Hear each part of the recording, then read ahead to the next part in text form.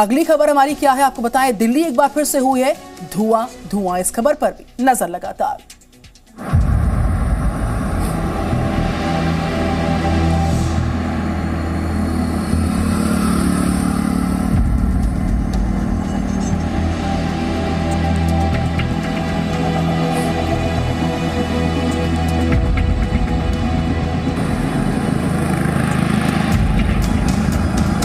Pollution unlimited है sir. आज मैं अभी गाजियाबाद से यहाँ नोएडा तक के लिए ट्रैवल कर रहा हूँ, तो मुझे रास्ते में दिखा कि बाइक चलाने में इतनी मुश्किल हो रही है जिसका कोई हिसाब नहीं।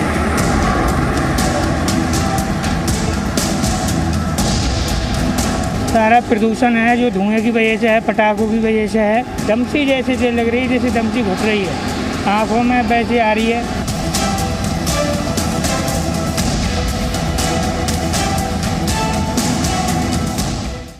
दिवाली के अगले दिन यानी कि शुक्रवार को दिल्ली आसपास के इलाकों की बात करें, नोएडा की बात करें, गाजियाबाद, गुरुग्राम, यहाँ का जो AQI था एक बार फिर से बहस का मुद्दा बन चुका है। क्यों? क्योंकि लगातार ये बताया जा रहा है कि दीपावली पर जो आतिशबाजी हुई है बैन के बावजूद उसकी वजह से AQI लेवल्स काफी खतरनाक स्तर पर पहुंचे हैं। शुक्रवार की सुबह दिल्ली NCR में AQI काफी ज्यादा बढ़ा हुआ पाया गया। कारण दिल्ली की आतिशबाजी, दिल्ली में हुई आतिशबाजी। और सियासी बहस भी शुरू हुई इसी के साथ कि आखिर पटाखे जलाने के लिए लोगों को किसने बहका दिया है, किसने समझा दिया। लेकिन बड़ा सवाल तो यह कि क्या सिर्फ पटाखे ही दिल्ली में प्रदूषण का असली कारण बनते हैं?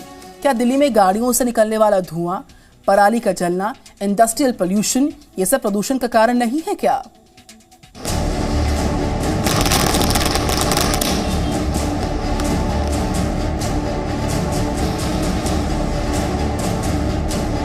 प्रदूषण दिल्ली से शब्द की मुलाकात रोजाना होती है।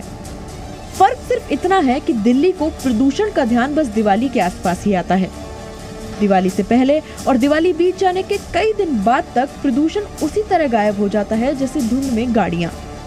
इस साल भी दिवाली की रात हुई आतिशबाजी के बाद प्रदूषण पर बहस शुरू हो गई। दिल्ली के बड़े AQI ने इस बहस को और भी खतरनाक स्तर पर पहुंचा दिया। सुप्रीम कोर्ट के आदेश के बावजूद लोगों ने दिवाली की रात जमकर आतिशबाजी की। नतीजा, दिल्ली के कई इलाकों का AQI 900 तक पहुंच गया। दिवाली के दूसरे दिन यानी शुक्रवार को दिल्ली में AQI 400-450 के पार पहुंच गया और यही हालत आज यानी शनिवार को भी बने रहने की पूरी उम्मीद है। लेकिन ऐसा नहीं था कि पटाखे फोड़ने या पटाखे बेचने वालों पर कार्रवाई नहीं हुई हो।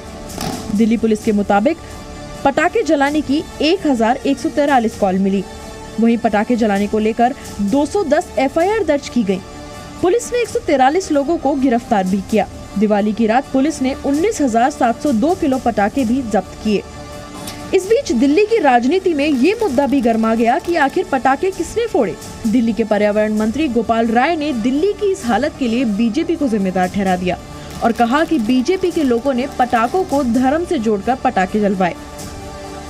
जब से पटाखा बैन करने की घोषणा हुई और विपक्ष जिस तरह से बयानबाजी कर रहा था, वो इस बात को अंडर एस्टिमेट कर रहा था कि पटाखे से ही प्रदूषण बढ़ता है। क्योंकि भारतीय जनता पार्टी के नेताओं ने हर समय ये बयानबाजी की कि पटाखे जलने से कुछ नहीं होता, ये धर्म का मसला है, त्योहार का मसला है। ये बार बार सारे साइंटिस्ट कह रहे हैं कि भाई पटाखे से प्रदूषण होता है।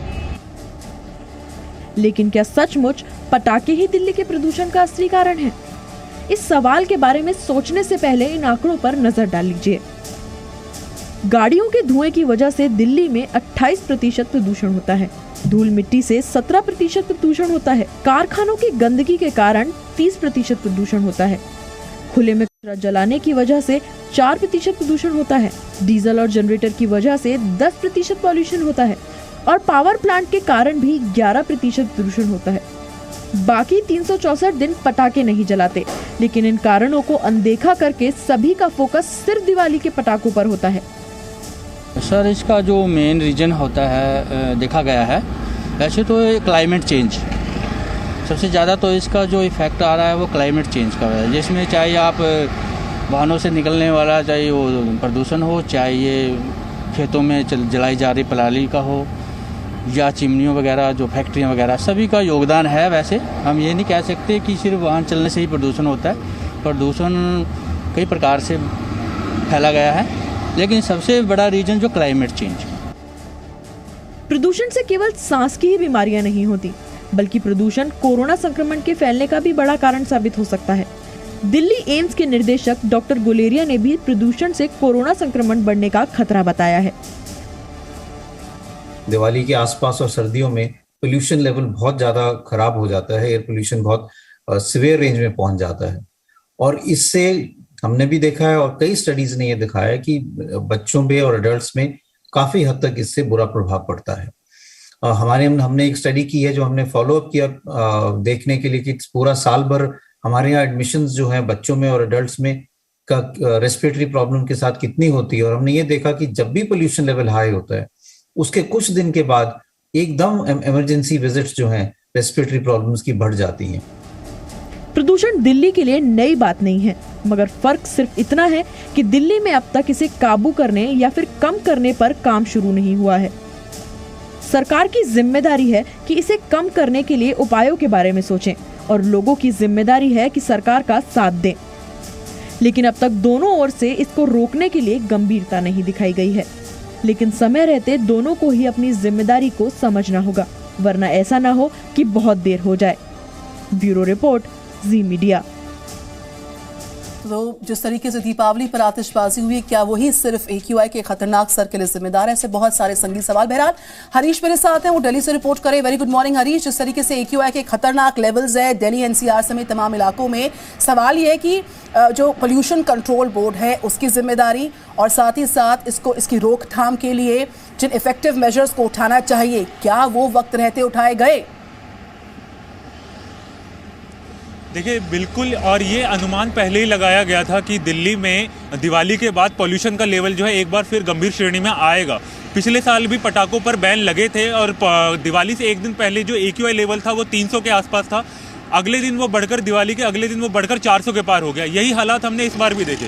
पटाखों पर बैन जरूर लगा हुआ था, पटाखे दिवाली से एक दिन पहले जो है वो AQI लेवल 300 के आसपास था और वापस हम अगले दिन जब देखते हैं दिवाली के अगले दिन कई इलाकों में 900 तक जो है AQI लेवल पहुंच गया था। आज देखिए, अभी भी जब देखेंगे आप, सुबह आप घर से बाहर निकले तो अभी भी आपको यही धुंध देखने को मिलेगी। अभी भी जो AQI लेवल है, PM 2.5 का लेवल है, वो अभी भी 500 से ऊपर बना हुआ है, यानी कि गंभीर श्रेणी में बना हुआ है। PM 2.5, PM 10 दोनों के लेवल जो है 500 से ऊपर है और ये पूरे दिल्ली NCR का हाल है।